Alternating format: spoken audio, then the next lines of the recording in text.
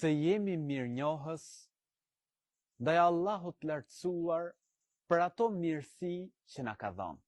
Të mundohemi t'i përjetojmë këto mirësi që na i ka fali madhi Zot.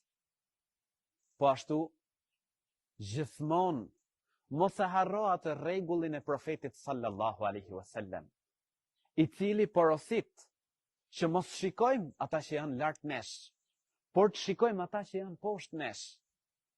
Vlla dhe motër, ti që ke mundësi të flesh gjumë, sa njerëz sot në ditët tona janë të privuar nga kjo mirësi. Sa njerëz nuk kanë mundësi të flenë gjumë. Sa njerëz në ditët tona ndrojnë jetë, nuk kanë mundësi më të zgjohen, ndërsa ty të ka begatu Allahu i lartësuar. Ti fle gjumë edhe çohesh prej gjumi. Sa njerëz ne i kujtojmë shumë afër që e tërmeti. Në disa vende ndodhen tërmete. Ata ranë në gjumë, por nuk u zgjuan më.